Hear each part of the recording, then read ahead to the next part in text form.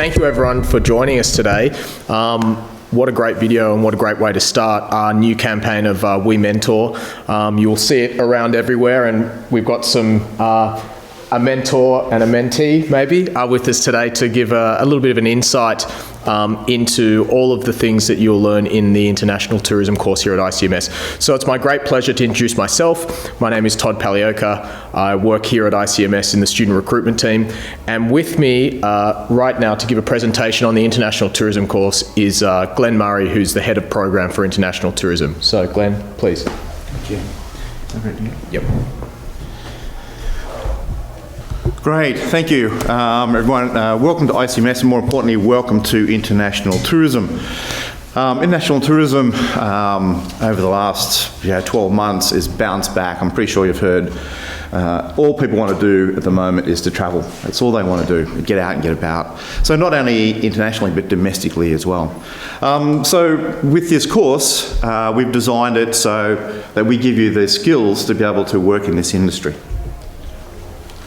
Okay, so what sort of person do you need to be to actually thrive in this industry? Well, you have to be a travel fanatic. That's not hard to be. I think we're all that. Have an adventurous spirit, love to plan, organise and be fun-loving. You also have to have an eye for detail as well. Make sure that if you are organising someone's tour, for example, that you cover off everything. You don't want them to arrive at the airport and the shuttle not arrive. So there's some key aspects there as well. Also too, you want to be able to deal with people from different cultures and also different levels, from CEOs of companies and also people who are just looking to get a quick trip. Your future career, well, when you graduate, of course, it's going to open up a lot of opportunities for you. It's not just being a travel agent. You can look at destination sales and marketing managers, resort managers, travel and tourism consulting, destination development managers, regional destination managers, and even cruise directors. We're actually just developing a subject this year called cruise management. So that involves you going out on a cruise for 4 days. I know that's going to be hard, but you'll just have to put up with it.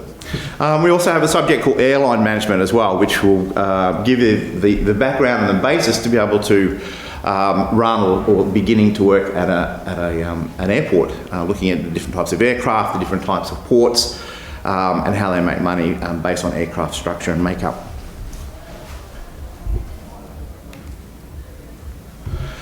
You may have seen this, so some of you have just been to the opening presentation.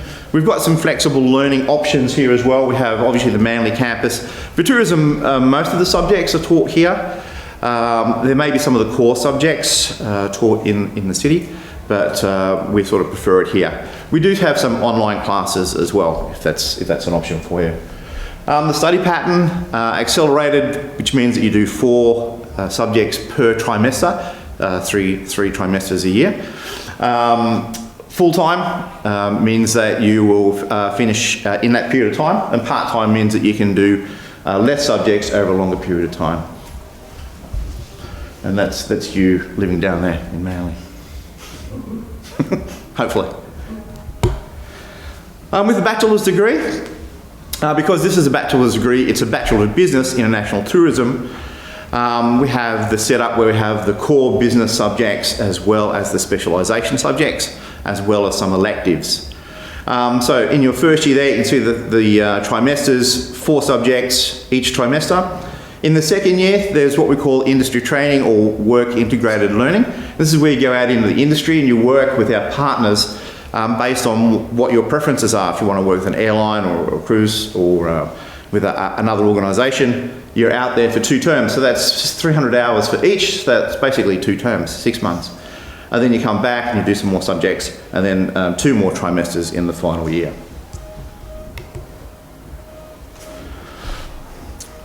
Being the best in the business is not hard for us. We have 5 focus points. Graduate capabilities, what does it look like once you graduate? We've got some of the best academics in the country. And what they do is they look, when we design these courses, is what is it we want our graduates to walk away with at the end. Student portfolios looks at those little milestones along the way in developing you as a character. Active learning, we don't always do classroom time. We quite often go out into the field, we have field trips, excursions, and we also have professionals come in and talk to us as well in our master classes. Continual assessment base means that as you learn your product, as you learn your knowledge, you're then tested on it as well, so there's not one big test at the end, and we work our way through that. And then finally, then the backward course design, and we've designed these subjects based on what we want you to take away from the subjects, and we design the assessments around that, and then the topics are designed around the outcomes of those assessments. And these are some of the graduate capabilities.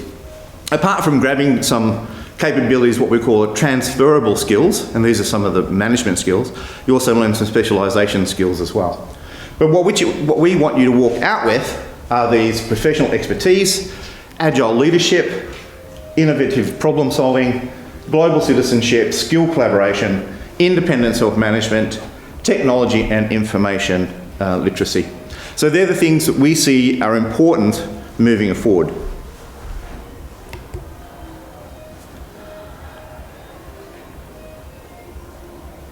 So we're career focused, which means that our aim is to make sure that you get out in the industry. 90% of our students have a job before they actually graduate. A lot of this comes from the work integrated learning and the relationships that are built during that period of time. The first few subjects, as you can see, there's a mix of core and specialisation subjects there as well. You can see a specialisation there, Introduction to Tourism Hospitality, gives you an introduction into the industry.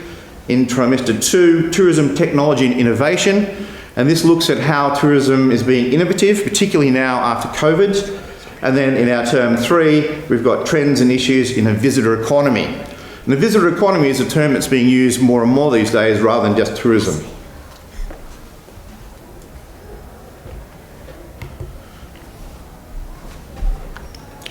Our secondary subjects, as I described earlier, involves 2 terms of WIL, integrated learning, and then the third term then looks at electives.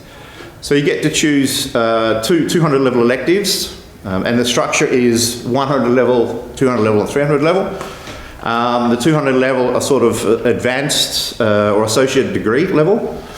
So these electives will give you a bit of an opportunity to choose something a little bit different. As well as there's a specialisation there as well, tour design and development, where you've got to design your own tour and cost it out. So some of the 200 electives that are available to you are there, and it might be that you want to try something a little bit different in your electives. You might be looking at something along events or sports, marketing possibly, or even hospitality. If you're looking at developing a tourism location, you might look at, for example, restaurant concepts from hospitality. Those types of subjects might interest you. So you choose 2 in that final term. Professional placement, and this is getting you ready for that WIL. Some of you may have worked in the industry and some of you may not. So the WIL development is getting you ready for that. So we help you with your resume, we give you some interview training. We basically give you an idea of what it's going to be like when you actually move out into the industry. And we give you some support there as well. We help you and we link you with those partners, and then it's up to you then to sell yourself once you go to that interview so you can get that job.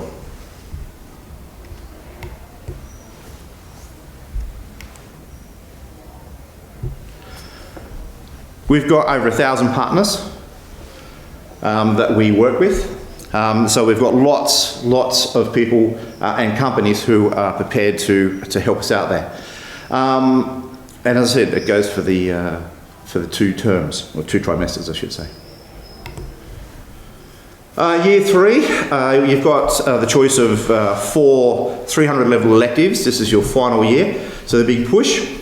And you've got airline management there as well as a specialisation, as well as sustainable and competitive destinations. That's another specialisation as well. So this is your final year. The subjects are developed, so they're a little easier in the 100, moving up into the 300 then, which is a little bit more, critical thinking, if you like. We get you to do a little bit more analysis in your 3rd year, because then you're ready to sort of graduate from that point. So your 300 level electives look a little bit like this. Again, if you really enjoyed maybe some of the event electives previously in your 200 level, you could look at doing something like that in your 300s as well. There's lots of different subjects that you can take there as well. You don't have to choose events. You could choose an events and a marketing. You could choose, again, a hotel management simulation, for example. Or you might look at something down the line of entrepreneurship, quite possibly. So how to apply? Some of you may have seen this already in the presentation. You can apply direct, and that's on the website. So you can jump on and do that. Early entry for high school graduates who haven't yet completed their Year 12, who wish to apply. Alternative entry also works on that as well. School recommendation scheme and the UX scheme as well.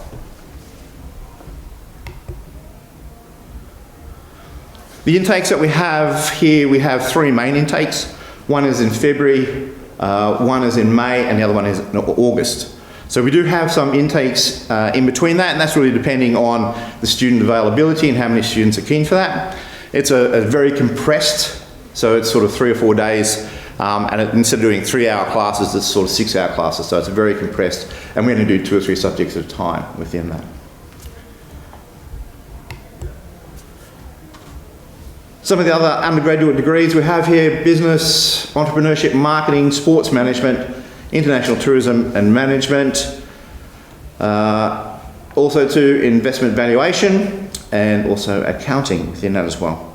The lecturers that we have here are fantastic. They work in the industry. We have lecturers who are currently working for Expedia. We have professional tour guides.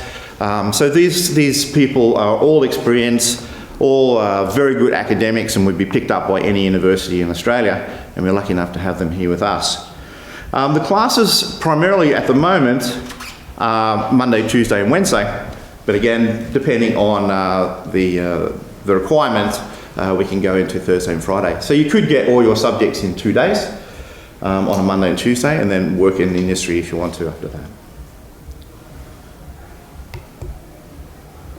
Okay. Fantastic. It's me. Thank you, Glenn. Thank you. Very good. And I think the best way to follow on from Glenn is to see if he actually is telling the truth by getting a student to come up. Sienna is now completed 12 subjects. So that would be her first year, which if you saw on that kind of timeline, you've got 1 year and then you probably would do your internship. So maybe Sienna's ready to do her internship now, or maybe she's going to keep studying. But Sienna's a current student in the Bachelor of Business in Tourism and Hospitality, and she's going to share her experience with us. So thank you, Sienna. Thank you, Todd. Like Todd said, my name is Sienna, and I have just completed my first year of a Bachelor of Business in International Tourism. I'm assuming if you're in this room, you love to travel as much as I do. In fact, when I graduated high school, all I wanted to do was travel. I wasn't particularly interested in continuing my studies, at least straight away, and I felt overwhelmed by the university application process. My flight away, however, was booked for March 2020, and you can imagine how that went. This bump in the road rerouted the way I felt about continuing my studies with higher education from being low priority to suddenly having a desire for the chance to build the beginnings of my career. But it couldn't be traditional. I needed classes that engaged me and time to build experience in the industry I love so much. I was nervous for the beginning of my course, like most students, especially within the world of online classes. Would I feel disconnected? Would I be able to keep up? Would I enjoy the course? I was pleasantly surprised by the lecturer operations of the online classroom. They were thoughtful of our lives within home learning, and I noticed the caution that I had of starting uni was gone. I was even more excited to begin classes in person with the beginning of 2022, opening up ICMS to its regular dedication to an exciting campus. I have spent the past 2 trimesters walking through this amazing building with confidence and excitement for what my practical classes will entail. The world of university applications can be incredibly confusing and at times completely lack information about the things that really matter to you, like what kind of classes you'll actually be taking. This is where ICMS comes onto my path. I can't remember what Google search led me to their website, but I immediately became engrossed by the description of this course. Here I was being offered incredibly useful education to my dream industry in areas just not offered by other universities. Specific classes like tour design were complemented with practical business courses that would undoubtedly set me up for any part of the business world. The beautiful campus and beaches lifestyle didn't hurt either. I felt even better about my application after I received immediate and personal support through the application and enrolment process. If you are struggling with the lack of guidance through university application process, just know that it does not have to be the case. My classes have been my favourite part of studying at ICMS so far. I have a real passion for the business world without being 100% academically focused on it, as well as my love of travel and hospitality. I couldn't find any other degrees that were offering more than one or the other. ICMS hit this target perfectly for me. In my first year, studying an introduction to law or marketing was perfectly offset with unique classes like mixology. My mum is still jealous that while she completed reports in her teaching degree, I got to perfect our knowledge of cocktails in the hospitality hall. We even enjoyed a trip to the Hunter Valley this trimester, a great chance to bond with students and lecturers, and of course we learnt a lot about wine tasting. I feel so confident as I step into this industry with such a variety of learning areas completed. So why did I choose the Bachelor of Business in International Tourism? For as long as I can remember, I have loved nothing more than travelling.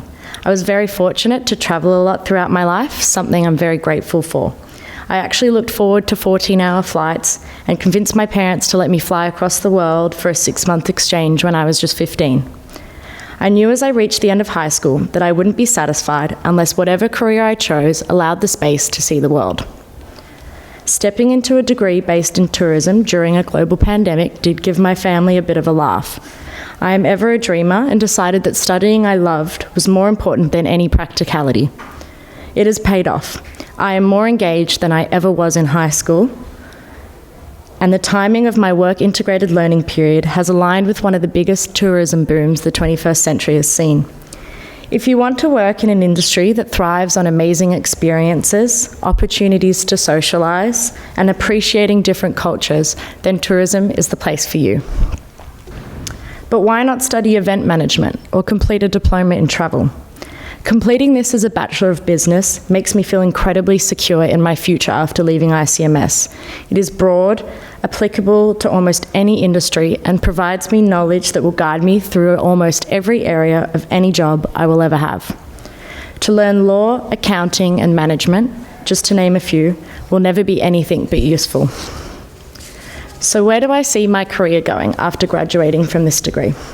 To be completely honest, like a lot of you in this room, I still don't know exactly what I would like to wake up and do every day. For many students, life is not as simple as having a complete determination to be a dentist or a plumber. What I do know is that my career will align very closely with predictions for our generation. It is estimated that for us, our jobs could change up to 10 times just between the ages of 18 and 34. When a career talk in Year 12 highlighted this statistic, I panicked. How was I supposed to start a degree if I wouldn't work in it forever? Now, having started my studies that are so relevant to industry insight, that statistic actually provides relief. I look forward to the fact that I will get the opportunity to experience so many different areas of the tourism industry and will be prepared for whatever I do. Some days I want to run a tour company in the Great Barrier Reef, and other days I want to manage guest experiences in New York. To dream really big, I'd like to own a hotel on the coast of Spain. What I do know is that I am confident in the opportunities available to me when I join the workforce. 6 months of industry experience is unrivaled, especially with the network of connections ICMS is more than happy to provide its students. When I speak to my friends and family about my experience at ICMS, 3 things stand out. Firstly, being able to park in front of the building. That cannot be beaten. Secondly, the support I feel as an individual. The small class sizes and student support centre has allowed me to complete assignments with a connection to my lecturers, and amazing consideration for personal circumstances, something incredibly invaluable. This support also comes from the little things as well, like the welcoming smile from the reception team and an online system that makes it easy to access recorded lectures. Recently, I began the process of applying for my work-integrated learning, which reignited the sense of awe at the level of personal support I was initially surprised by when starting at ICMS. To have the opportunity to perfect your resume and practice interviews as well as utilize industry connections with your assigned mentor, was something I couldn't fault. I felt encouraged to go after whatever area I wanted and wasn't restricted whatsoever. Lastly, as I detailed earlier, all my classes are widely varying in topic. However, they all have one thing in common: the lecturer's ability to connect to the industry. I have yet to be taught by anyone who hasn't had extensive experience or is still working in the industry. Learning accounting from a lecturer that has been a part of some of the financial teams for some of Sydney's biggest hotels is an invaluable difference. To hear my marketing lecturer relate class content to a recent event he marketed with another highly regarded hotel is one of the best ways to become engaged with what you are learning. To me, these intangible elements of my degree ensure me that studying at ICMS will be vital to my success. If you are someone that thrives on engagement, personal mentorship, and relevant learning, then I am sure that ICMS will take you to success too. Thank you.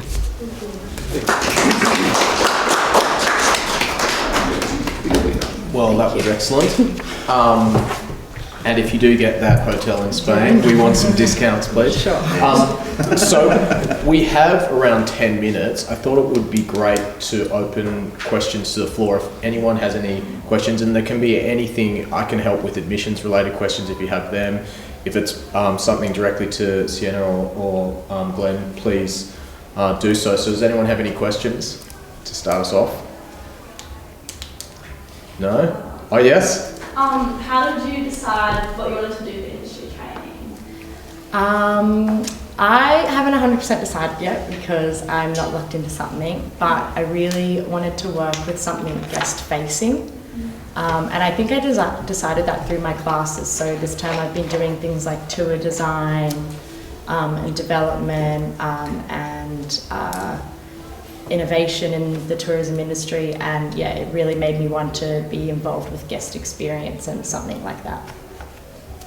So just so everyone knows, the Will team is there to help, and you have interviews, but in the end, someone like Sienna, she can kind of pick what she wants.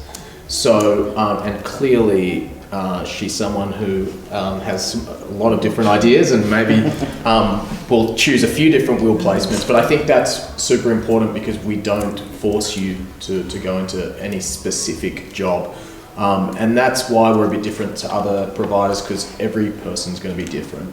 So the idea really is what you get in that time is some experience, but also when you graduate, it's going to help you get that next job. So no rush. The good news is right now, employers are struggling to find employees. So you actually have a huge advantage.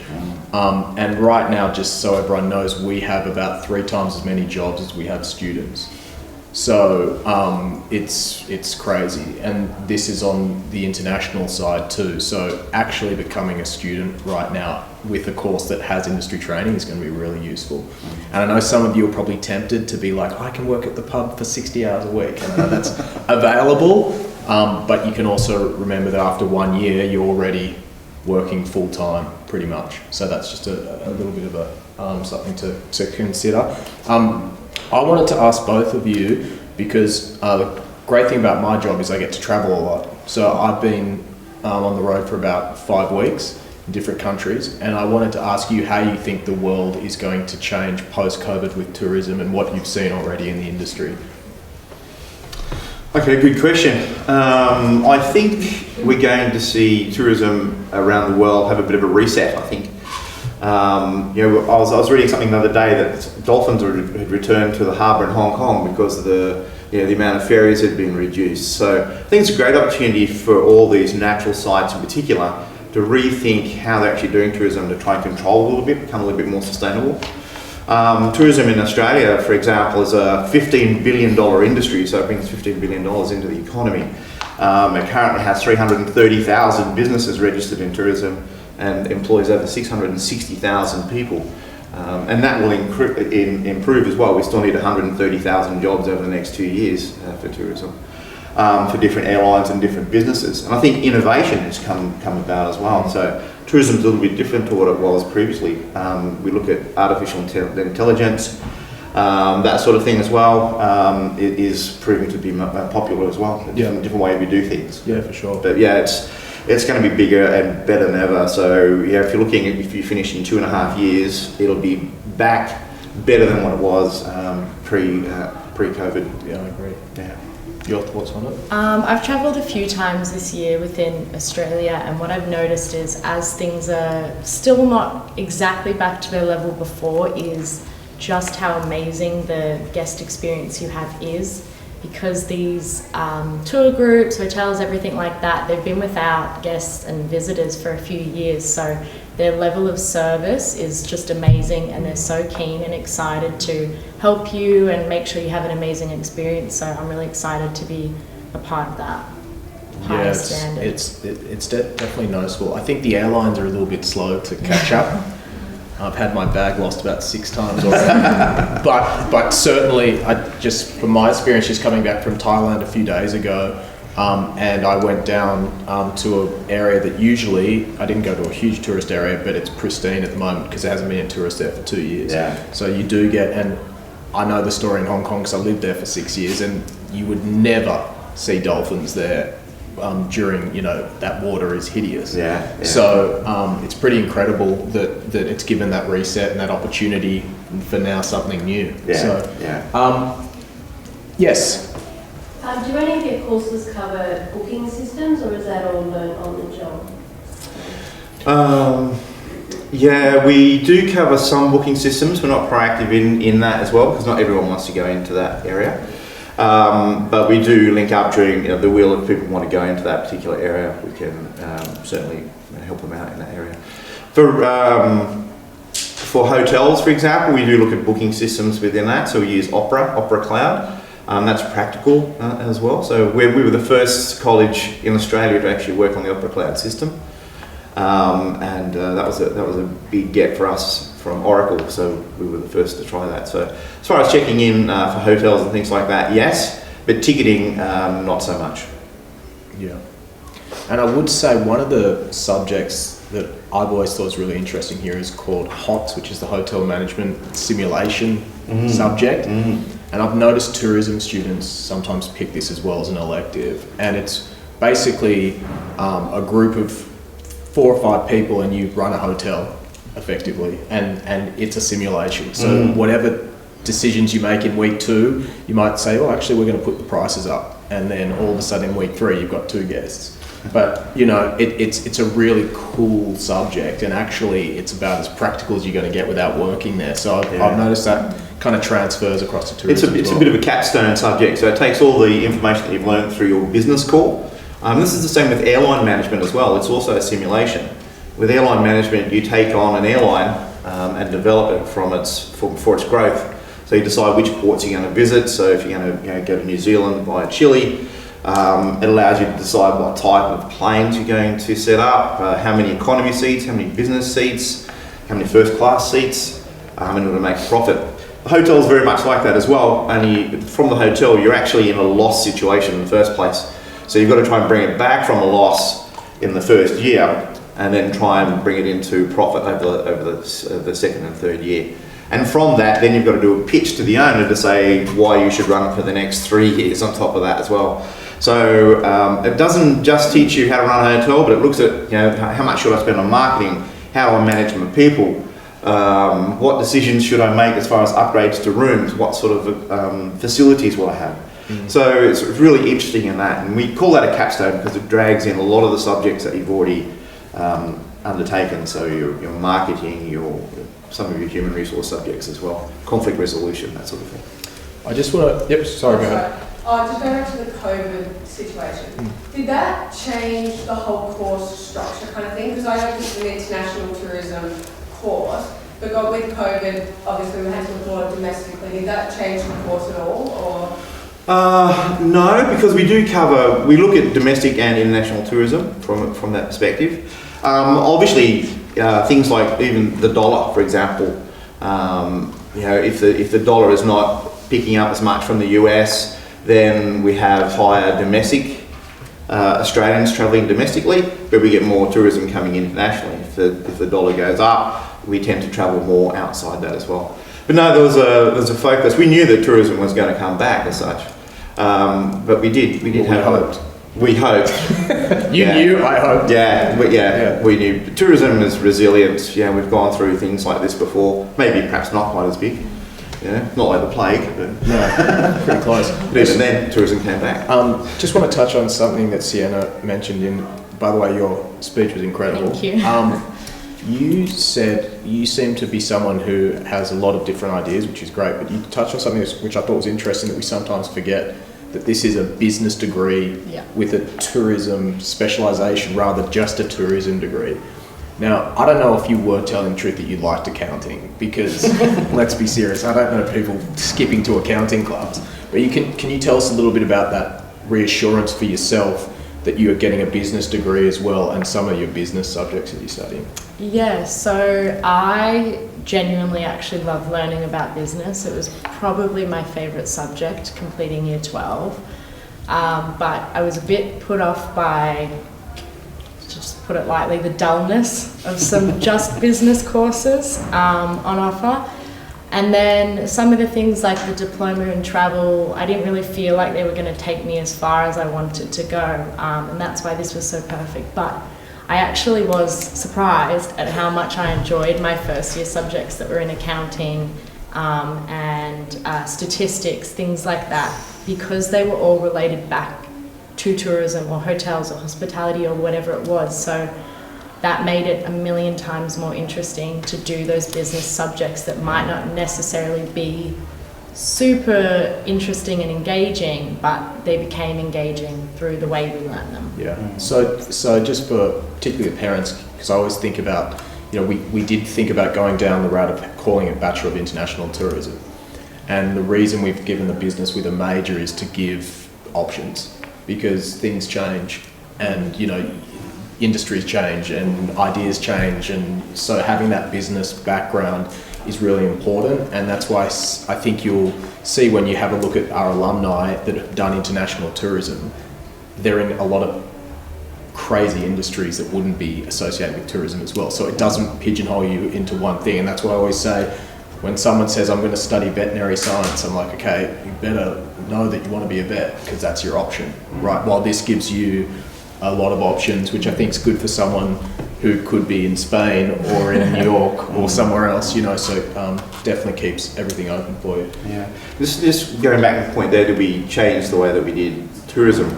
Some things we did look at was the new innovation. Because it's very fluid tourism, we do have to look at how tourism is working and the fluidity of it, and how different tourism aspects came about. So we did adjust that. And in fact, our lecturers have the freedom to do that. So if they see something that come up, perhaps they can't get to a certain part of Europe for a particular reason, or sustainability, or they've got the ability to be able to include that into the course. So it always remains current within that. We're not sort of locked into one program. So. Awesome. I was just going to say, in a lot of my tourism specialty classes this term, the lecturers have really customised the content to be really currently relevant to COVID. So in the innovation topic, you're looking at what hotels have brought in, what concerts have brought in, and you're really specifically learning about what they did to get through COVID, to kind of give you insight into your future working with them, what protocols you might have to follow, what new technology you'll have to adapt to. Lots of hand sanitizer. Yes. Awesome. Well, thank you so much, Glenn and Sienna. That was really interesting, and thank you all for attending. After this presentation, please feel free to stay around and ask them questions directly if you like. So cheers. Thank you. Thank you. Thank you.